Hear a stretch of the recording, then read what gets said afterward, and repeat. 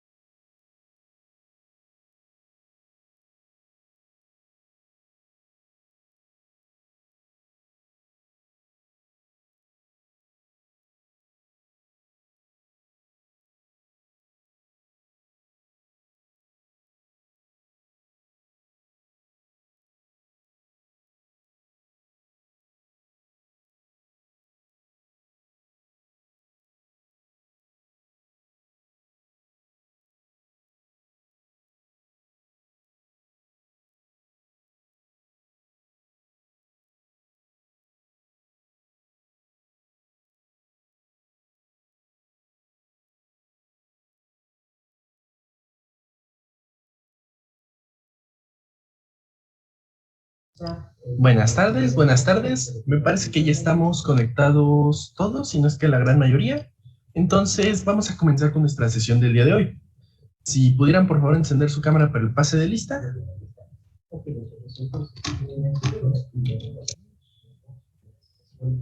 Donde les hago unas preguntas de teoría.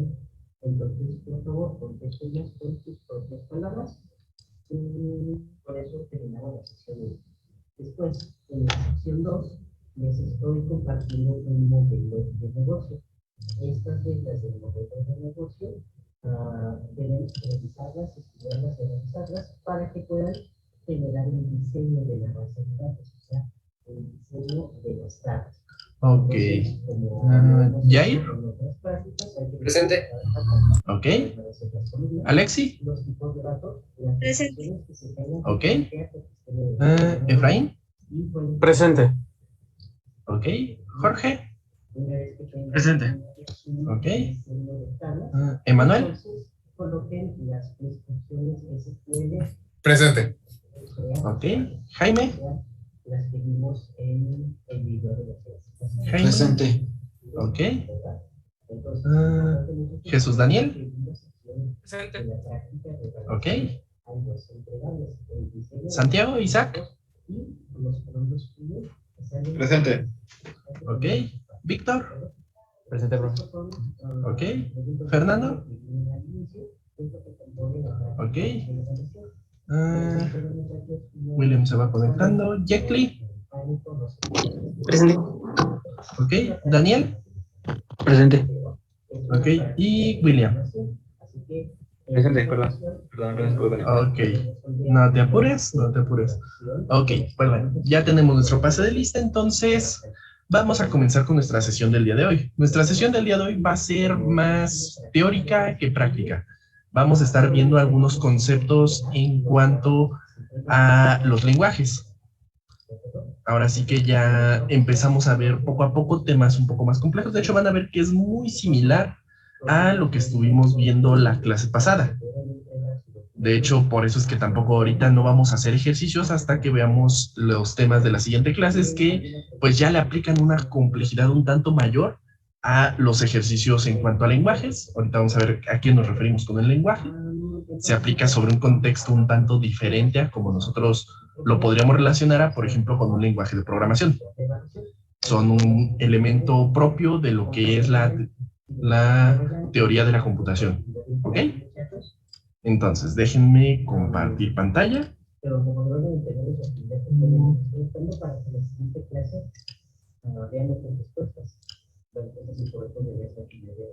Ok, ahí ya están viendo mi pantalla, ¿verdad? Sí, ya. Perfecto.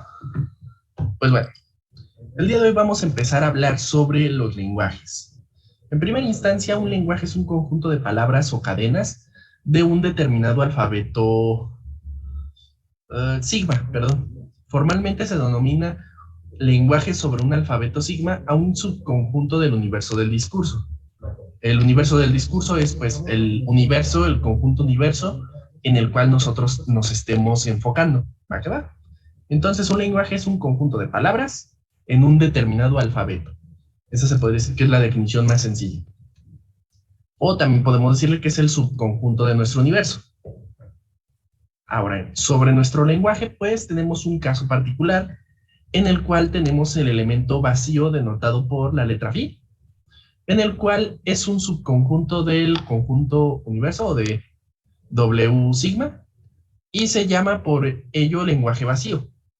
Este lenguaje no se debe de confundir con que tenga un único elemento que sea la palabra vacía, ya que aquí puede haber algunas confusiones, pero si nosotros tenemos una palabra vacía, ese forma parte de un elemento o ese es un elemento. Entonces, si nosotros comparamos el conjunto vacío o el lenguaje vacío en conjunto o en contraste a el lenguaje de aquel que solamente tiene una palabra vacía, pues nos vamos a dar cuenta que es diferente, tiene una cardinalidad diferente. Abajo nosotros podemos denotar que la cardinalidad del conjunto vacío es igual a 0. En cambio, la cardinalidad del lenguaje que tiene únicamente al conjunto vacío o a la palabra vacía es igual a 1. ¿Ok? Entonces aquí hablamos de que aquí nosotros tenemos a la nada y acá no tenemos absolutamente nada. ¿Ok? Esas son las dos diferencias. En uno nosotros tenemos el elemento vacío que sigue siendo un elemento y en el otro pues es la ausencia por completo de cualquier elemento. Este se le considera como tal al lenguaje vacío. ¿Va que va? ¿Hasta aquí hay alguna duda, alguna pregunta? No. No, profe. Va que va. Se podría decir que aquí es lo equivalente a que nosotros tuviéramos un null y acá literalmente es que no tenga absolutamente nada. Y pues bueno, alguien podría llegar a pensar que los lenguajes se pueden definir por enumeración de las cadenas que pertenecen a dichos lenguajes, pero este método, además de ineficiente, es en muchos casos imposible. Habitualmente un lenguaje tiene cadenas infinitas, así que los lenguajes se definen por la propiedad que cumplen las cadenas del lenguaje, ¿ok? Nosotros para poder definir nuestro lenguaje vamos a tener que especificar cuáles son las cadenas o cuáles son las condiciones que hacen que nuestro lenguaje exista. Por ejemplo, en el caso anterior, aquí nosotros hablamos que es el lenguaje que posee únicamente al elemento vacío. Y acá nosotros es un lenguaje que no posee ningún elemento. Si nosotros tuviésemos, por ejemplo, podríamos decir el lenguaje que posee todas las palabras reservadas de C. Y ahí nosotros estaríamos enumerando o estaríamos indicando un lenguaje. Sería un poco complicado el listar todas las posibles cadenas que tenga, pero ahí existen. Y ahí nosotros, de hecho, estamos indicando un lenguaje finito. Nosotros tenemos una cantidad determinada ¿cómo se llama? Una cantidad determinada de palabras reservadas. Pero si nosotros lo cambiamos y decimos es el lenguaje, todos los nombres de variables que se pueden colocar en C, pues ahí ahora estaríamos hablando de un lenguaje que es infinito, debido a que hay infinidad de combinaciones en las cuales nosotros podemos generar nuestras cadenas. ¿Ok? Ahora, otra forma de ver esto, o con un ejemplo un poco más claro, sería, por ejemplo, el lenguaje está constituido por el conjunto de palíndromos. Estas son cadenas que se leen igual de izquierda a derecha y de derecha a izquierda, y todo esto sobre el alfabeto 0,1. En este caso, pues, es evidente que vamos a tener una cantidad infinita de cadenas. Tenemos 0,1, 1,0, 1, 0. Obviamente también tenemos al elemento vacío. Vamos a tener al 111, 1111 y así sucesivamente podemos ir colocando y también combinándolo con el 0. Entonces sería un poco complicado el listar todas las palabras o todas las cadenas que representen a nuestro lenguaje del conjunto de palíndromos.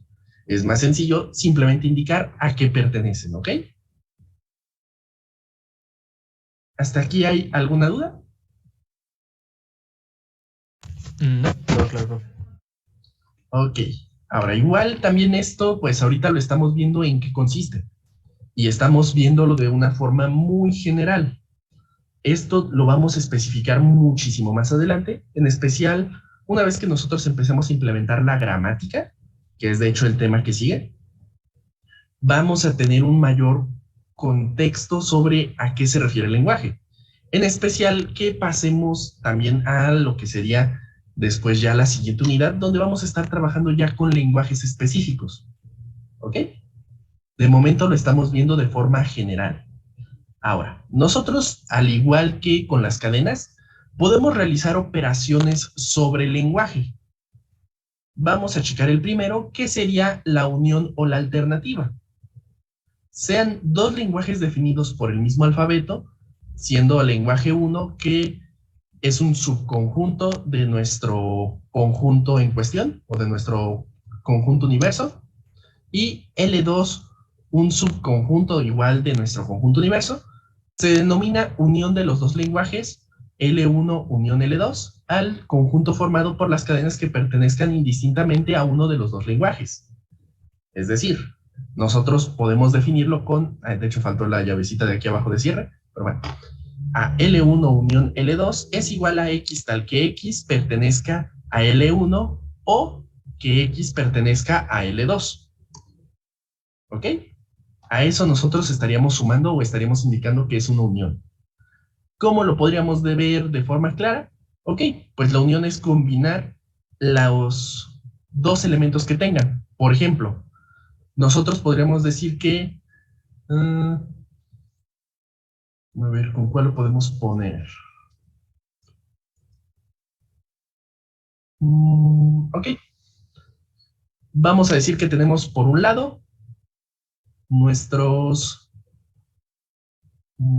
¿cuál podríamos decir? Ok, supongamos que tenemos un lenguaje conformado por palabras reservadas de C. Y tenemos otro lenguaje conformado por palabras reservadas de Python, por ejemplo. Nosotros podemos crear un conjunto que sea la unión de estos dos conjuntos o de estos dos lenguajes, en el cual pues van a ser la unión de las palabras reservadas de C y de las palabras reservadas de Python, generando pues el lenguaje de las palabras reservadas de C y Python.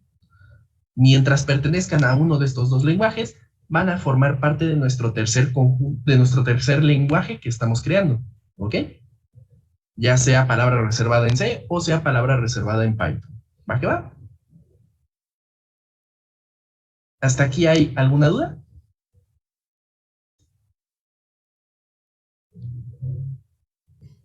Creo que no. Ok. Ahora, tenemos nosotros algunas cuantas características o propiedades dentro de nuestra operación de la unión. Es muy parecido a la unión con las cadenas. Aquí pues lo que cambia es ahora en pensar que nosotros en las cadenas eran únicamente una cadena, que podíamos nosotros tenerla a partir de pues nuestros diferentes símbolos, y ahora nosotros lo estamos extendiendo a que un lenguaje es la combinación de varias cadenas. Es decir, un lenguaje es un conjunto de cadenas, así como la cadena es un conjunto de símbolos. Ahora nosotros aquí vamos a tener varias cadenas unidas entre sí. Y pues bueno, tenemos ciertas propiedades que son muy parecidas a las de las cadenas cuando hacíamos la operación de unión de cadenas. Tenemos la operación cerrada. Esta es la unión de dos lenguajes sobre el mismo alfabeto y que este es también el lenguaje sobre dicho alfabeto. Es decir, que a la hora que nosotros combinemos estos dos lenguajes, nos van a formar nuestro alfabeto completo. A ese se le conoce como una operación cerrada. Es decir, básicamente es la unión entre el lenguaje y su complemento. A la hora que juntamos estos dos se le conoce como una operación cerrada. Tenemos la propiedad asociativa, que ya lo habíamos visto en la clase pasada con las cadenas. A la hora de que nosotros tenemos L1, unión L2, unión L3, pues es indistinto. Nosotros da lo mismo que combinemos L1 con L2 y luego L3, así nosotros primero combinamos L2, L3 y luego le unimos L1. O inclusive si lo movemos de lugar, L1, unión L3, unión L2. En este caso van a representar lo mismo, ¿ok?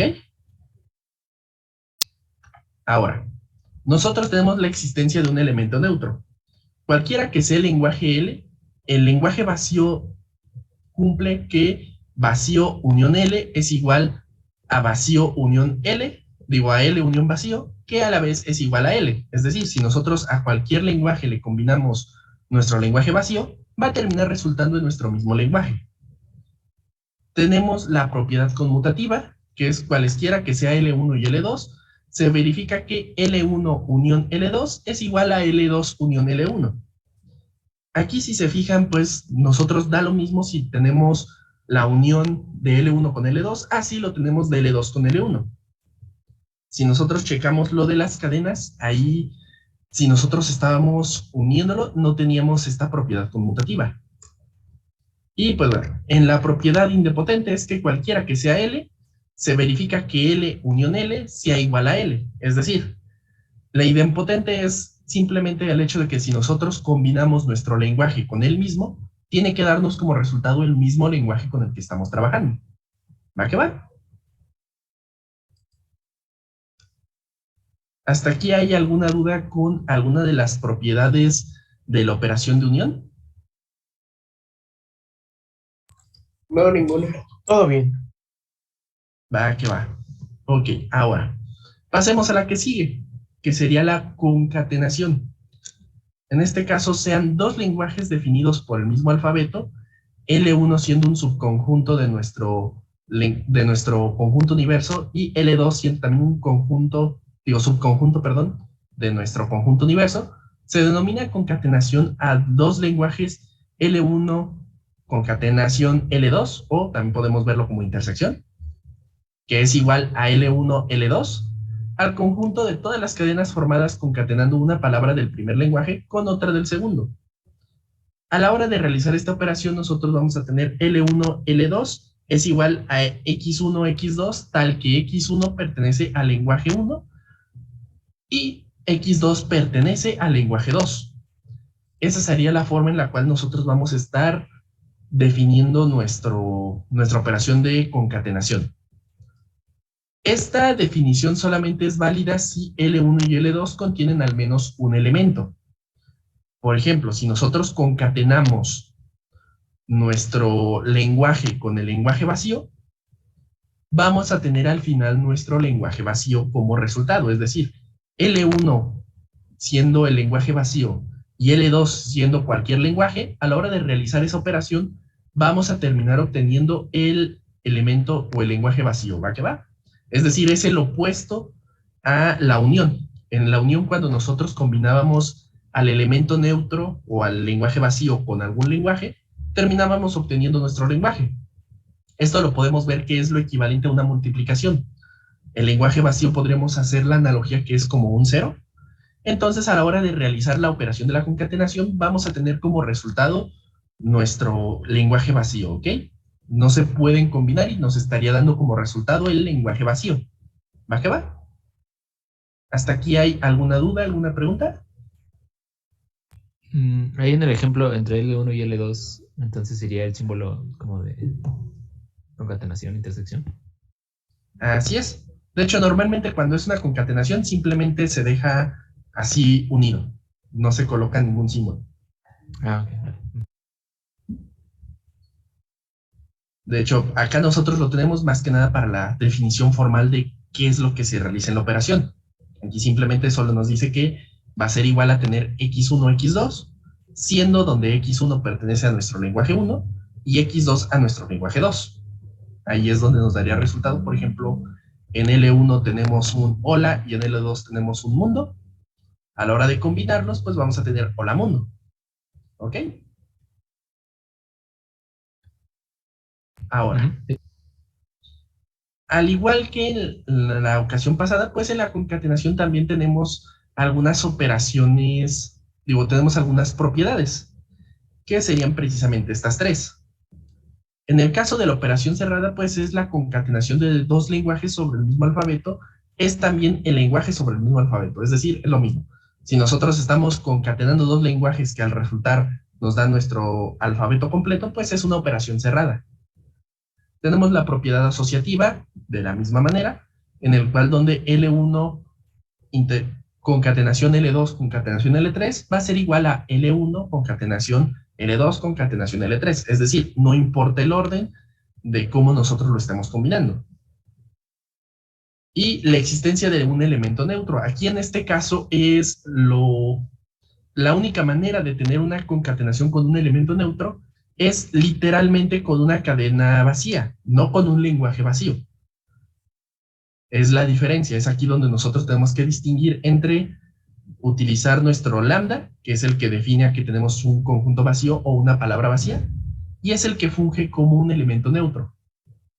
Recordemos que si utilizamos phi, que representa a nuestro lenguaje vacío, entonces esta operación nos daría como resultado nuestro lenguaje vacío.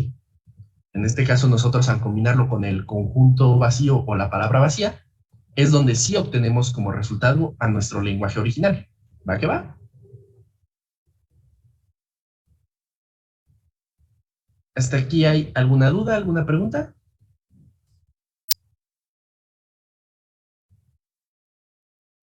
Creo que no. Ok. Pasemos a otro, que también es muy parecido al de las cadenas. La potencia de un lenguaje. Aquí en este caso nosotros tenemos que desde el punto de vista estricto, esta como tal no es una nueva operación, sino un caso particular de la anterior, es decir, un caso particular de una concatenación. Se denomina potencia iésima de un lenguaje a la operación que consiste en concatenarlo consigo mismo una i cantidad de veces. Por ejemplo, si nosotros tenemos L al cuadrado, pues va a ser la concatenación de L con L. Si lo tenemos al cubo, va a ser L con L con L. Y así sucesivamente i veces según la cantidad que nosotros indiquemos. Si le decimos L a la 5, pues vamos a tener la concatenación 5 veces de L. Es decir, L, concatenación L con L con L. ¿Va que va? ¿Hasta aquí hay alguna duda? No, todo bien. Ok, igual lo mismo. Si nosotros, al igual que con las cadenas, si nosotros elevamos a la cero potencia, vamos a tener como resultado nuestro lenguaje vacío. Ojo, no estaríamos obteniendo el elemento vacío, estaríamos obteniendo el lenguaje vacío, es decir, lo denotaríamos con phi, el que es el circulito y que está atravesado por una raya. ¿Ok? Y pues bueno, también nosotros podemos elevarlo a una potencia negativa, lo mismo que nosotros lo podíamos hacer con la cadena. Y pues bueno, aquí en el lenguaje tenemos esto conocido como reflexión de lenguajes. Sea L un lenguaje cualquiera, se llama lenguaje reflejo o inverso de L y se representa en la forma L a la menos 1 es igual a X a la menos 1 tal que X pertenezca al lenguaje. Es decir, nosotros estaríamos haciendo la inversión de cada una de nuestras cadenas que forman parte de nuestro lenguaje. Ese sería el hecho de que nosotros realicemos la inversión. Si recordamos la cadena, en nuestra cadena podremos tener solamente un hola. Entonces, en nuestro lenguaje podemos tener hola, mundo. Y a la hora de hacer la inversión, vamos a hacer la inversión de cada una de las cadenas. Es decir, vamos a hacer hola a la menos 1, que terminaría siendo, de hecho, déjenme lo pongo en el chat porque es más fácil de escribirlo ahí. A la hora de invertir nuestro lenguaje, que por ejemplo nosotros tuviésemos hola, mundo, a la hora de invertir este lenguaje, nosotros estaríamos obteniendo nuestro lenguaje invertido o reflexión del lenguaje igual a aló, y el otro sería algo como ODNUM. Algo así sería lo que nosotros estaríamos obteniendo a la hora de invertirlo a la menos 1, ¿ok? Obviamente si lo invertimos a la menos 2, es lo equivalente a hacer la concatenación de la reflexión. Es decir, por ejemplo, L elevado a la menos 2 sería igual a tener un aló, y un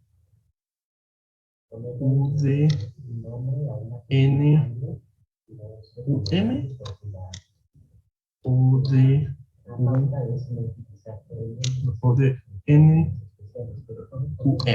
algo así. Creo que sí lo escribí correctamente. Mundo y hola. ¿Ok?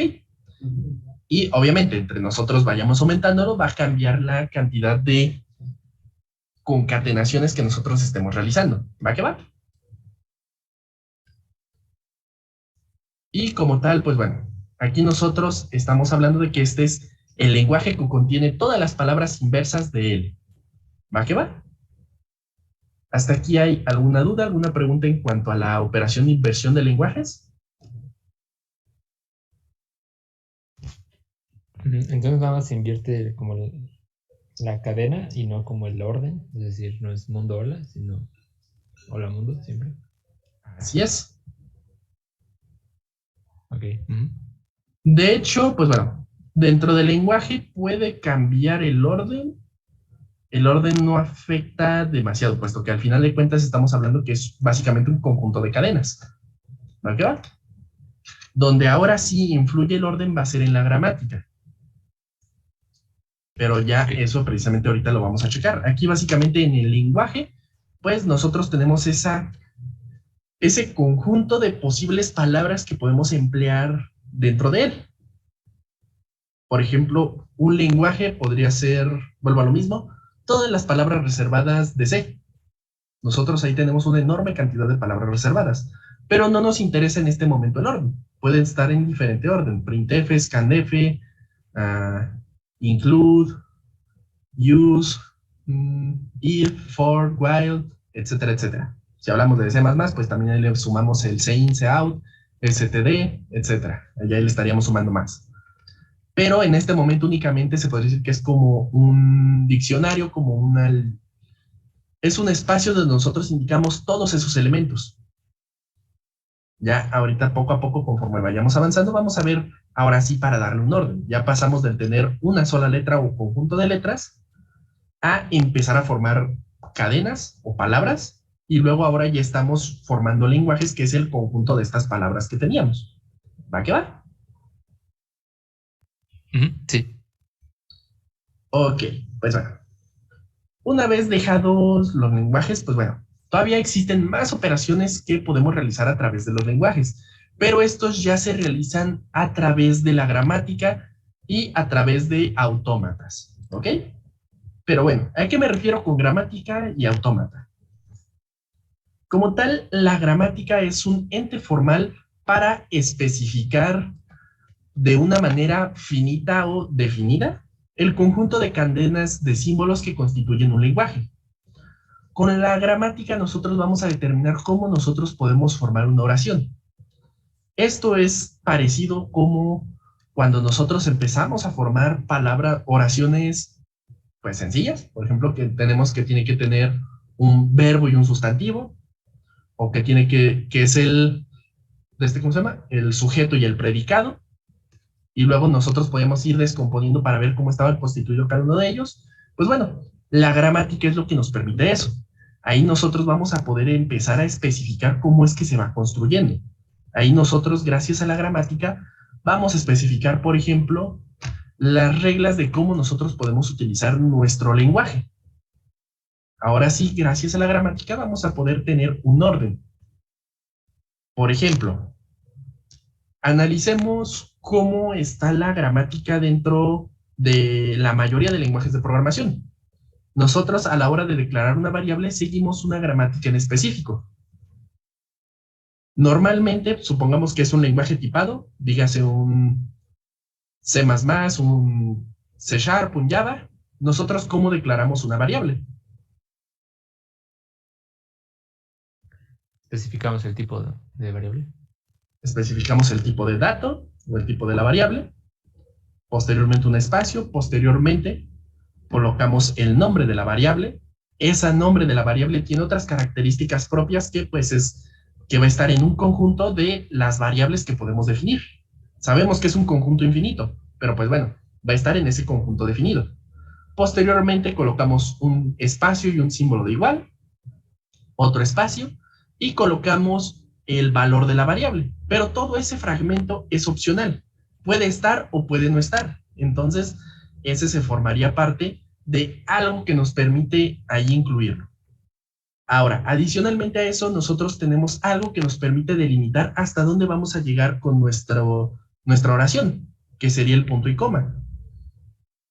En cuanto nosotros colocamos el punto y coma es porque estamos llegando al final de esa declaración de variable. ¿Va que va? Sí. Ok, pues bueno, gracias a eso es conforme nosotros empezamos a utilizar la gramática dentro de nuestros lenguajes de programación para precisamente a través de diferentes lenguajes que se forman para poder darle un contexto o una funcionalidad a nuestro lenguaje, pues ahí nosotros podemos poco a poco empezar a construirlo. Precisamente es hacia donde vamos, que nosotros podamos llegar al punto donde podamos entender al 100% cómo es que funciona el lenguaje y más en específico cómo es que funciona un intérprete o cómo funciona un compilador. ¿Qué es lo que tiene que realizar para saber que todo está correctamente escrito? ¿Va que va? Y pues bueno, esto es lo que es la gramática, la vamos a estar profundizando en la próxima clase. Hablemos ahora un poco sobre los autómatas. Un autómata es una construcción lógica que recibe una entrada y produce una salida en función de todo lo recibido hasta ese instante.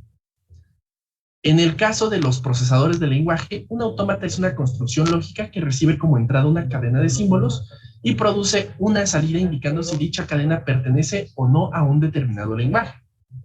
¿Recuerdan lo que les estaba platicando hace un momento sobre cómo nosotros declaramos una oración? O bueno, cómo declaramos una variable. ¿Ok? El autómata es el encargado de ir validando cada uno de esos puntos de la gramática. La gramática, al final de cuentas, son normas de cómo se puede escribir. El autómata es el que va a estar verificando que se cumpla según la gramática del lenguaje. Y puede determinar si está correcto o no, o inclusive puede detonar alguna acción. A partir de que si está correctamente establecido según el autómata, puede pasarlo a otro autómata que resuelva la operación, que directamente, ya que una vez lo validó, ahora sí lo resuelva, que es así como funcionan, por ejemplo, los compiladores. Los compiladores primero, a través de un autómata, revisan que todo el programa cumpla con todas las normas de la gramática del lenguaje. Posteriormente, puede traducirlo a un lenguaje intermedio o a un lenguaje máquina y ahora sí lo resuelve. Un intérprete lo que realiza es que va leyendo línea por línea y va verificando que la línea en cuestión esté correcta.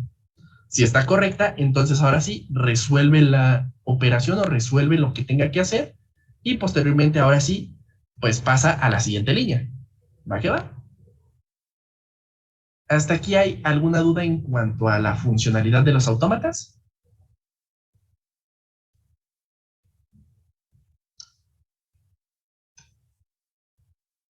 No, Ok. creo que no. Y pues bueno, como tal, los autómatas es precisamente a lo que vamos a estar llegando más adelante. Nuestra intención a lo largo de la materia va a ser que nosotros seamos capaces de construir un autómata. ¿Cómo vamos a construir nuestro autómata? Poco a poco ya iremos viendo todo esto. Hay diferentes formas de hacerlo. De hecho, nosotros podemos hacerlo directamente por código, que nosotros, por ejemplo, creemos nuestro propio lenguaje con sus respectivas gramáticas y a través de un autómata que nosotros construyamos podamos resolver alguna problemática. Por ejemplo, podríamos hacer un lenguaje que nos permita de manera automática realizar operaciones sobre imágenes, por ejemplo. Obviamente tendríamos que programar dichas funciones, pero nosotros podríamos ir dándole gramáticas sencillas. Por ejemplo, gramáticas donde reciba una funcionalidad y reciba la variable que en este caso, o los datos que serían una imagen, y podríamos aplicar operaciones sobre dicha imagen. O podríamos hacer un lenguaje que nos permita resolver precisamente operaciones matemáticas, donde nosotros le estaríamos dando ciertas indicaciones a través del autómata. El autómata lo estaría corroborando con las gramáticas y posteriormente realizando acciones, ¿ok? Así es como funciona este proceso y es a lo que se espera que lleguemos. ¿Va que va? ¿Hay alguna duda o pregunta hasta este punto? No, todo bien, profe. Todo bien. Perfecto, perfecto. Pues bueno, entonces vamos a pasar a nuestra actividad del día de hoy. Vuelvo a lo mismo. Como tal, tenemos que profundizar aún más en la gramática para poder realizar ejercicios o algunas operaciones con los lenguajes. Realizar las operaciones con el lenguaje así tal cual como lo tenemos, pues no va a resultar del todo satisfactorio, debido a que en esencia es lo mismo a lo que estábamos haciendo con las cadenas, solo que ahora en lugar de tener una sola cadena, tenemos múltiples cadenas. Es la única diferencia. Entonces, pues no valdría la pena el realizar ejercicios sobre hacer reflexiones, potencias, concatenaciones o uniones, ya que pues en esencia es lo mismo que vimos en la pasada. Lo único que cambia es que ahora en lugar de tener una sola cadena, podemos tener más de una cadena. Entonces, se han de preguntar, ¿qué va a ser lo que vamos a realizar como actividad del día de hoy? Pues bueno, nuestra actividad del día de hoy va a ser investigar sobre las gramáticas. ¿Ok? Deberán investigar qué es la gramática dentro de la teoría de la computación y cómo es que está constituida. Es decir, qué elementos son los que integran una gramática dentro de la teoría de la computación. ¿Va que va? Esa sería nuestra práctica 8. ¿Ok? Nuevamente, pues esto lo tienen que entregar en PDF con la portada, poner sus referencias y pues obviamente responder qué es la gramática y cómo es que está constituida o cómo es que se define una gramática. para que la próxima clase, ahora sí, empecemos a trabajar con las gramáticas. ¿Va que va?